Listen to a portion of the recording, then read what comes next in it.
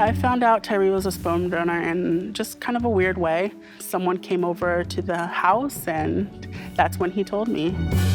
When I say it out loud, it seems kind of crazy.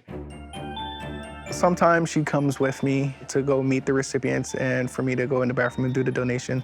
And there are sometimes she'll wait in the car and wait till I'm finished. He'll be like, hey, my girlfriend is in the car. Can she come in?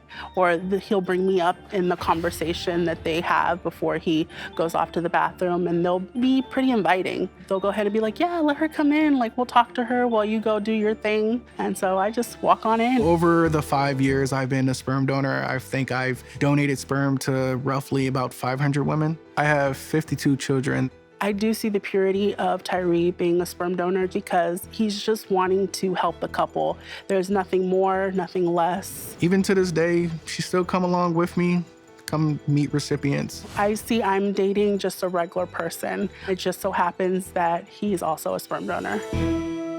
Well, joining us now is Tyree and his fiancée, Tasha. Now, Tyree is the #1 most sought-after African-American known donor with over 500 donations. So over what period of time? About 5 years.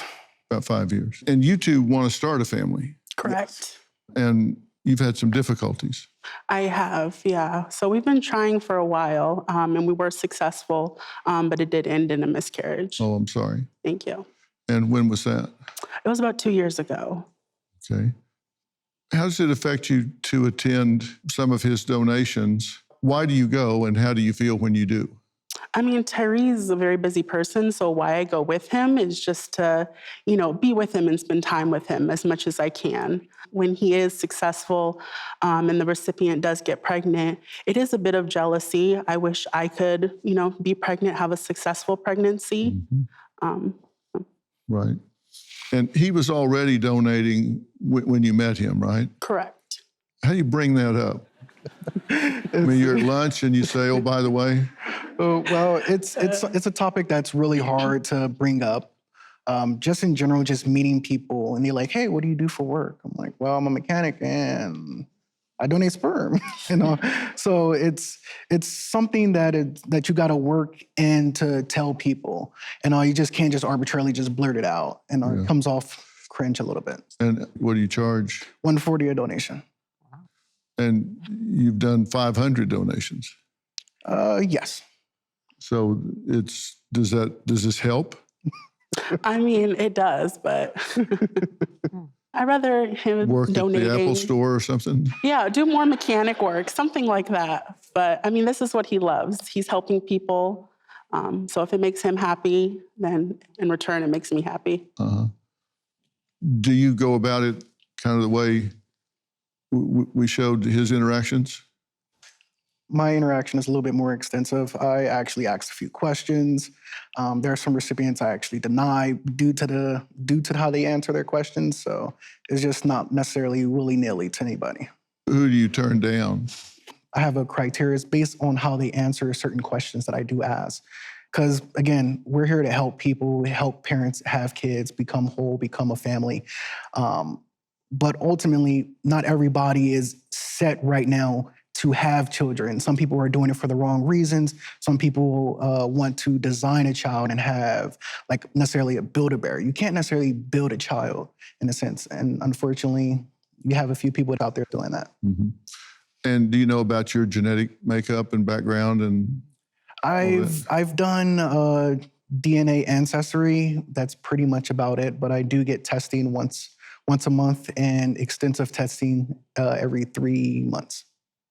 It sounds like you guys kind of go with this roughly the same.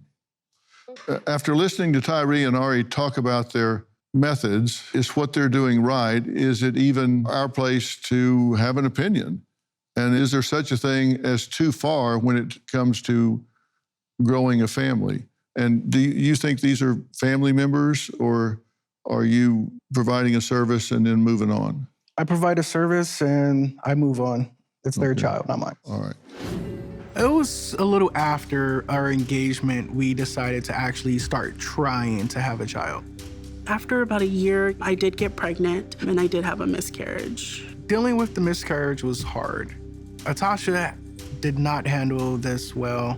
I do sometimes worry that becoming pregnant is not for me. I try not to think too hard about that because, like, I don't want to become, well, in a way, like, depressed. Him being just a donor in general always gets in the way of us trying to, have a baby. Sometimes he just doesn't have time. I have a question for you. If it haven't happened for you yet, do you ever wonder, is he wearing it out? I mean, are the good swimmers getting away? He's done this 500 times. No, I do not think that. I think he has plenty left to give. So, yeah. And how old are you? I'm 33. Okay. All right. So you're not worried about that part of it? Not at all. What do you think about Ari letting his kids call him daddy and staying involved and having relationships with a lot of the children? Me personally, I feel as though that's a liability issue. We see he's got hooked for child support. It's great for him. We're two different people. He handles things separately than I do. And just like this world, everybody do things differently. Mm-hmm.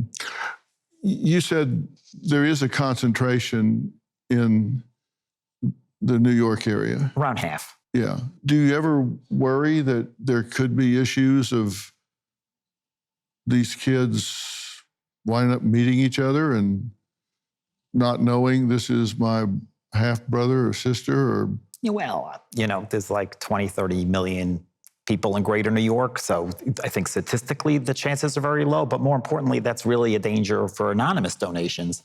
What I'm doing, I'm a known donor. All of the mothers, 100% of them know who I am, and eventually the kids will also get to know me as well. So there's no danger for any of my children hooking up because they're bonding many times. I had a birthday party last weekend and I had around 20 kids show up to not my birthday party, one of my other kids' birthday parties. But you say your other kids, your kids. It was my daughter. She turned 6, and we had a whole bunch of other kids come. All the brothers and sisters came to join. Yeah. Not all the brothers and sisters, but 20. Yeah. More than 10%. You buy her a gift? The gift I want to give her is a younger sibling, because I know the mother wants another child. But no, I did not buy her a present. But, we have a very close relationship. My presence is not really what they're after. They're after time, love, and that's really all the child needs. I'm just thinking about from the child's point of view and how much nurturance they get if you are a father figure. No, the question is any father better than no father at all? So I think any role I play is always going to be better than an anonymous donor where they never even get to know who the father is and they suffer maybe from possibly identity issues. Any one of them can at any point in time just video chat with me. And if they wanted, even spend time with me. I think the real question is, obviously I can't be a full-time father to 164 children, but any role I play I think is better than just having that anonymity.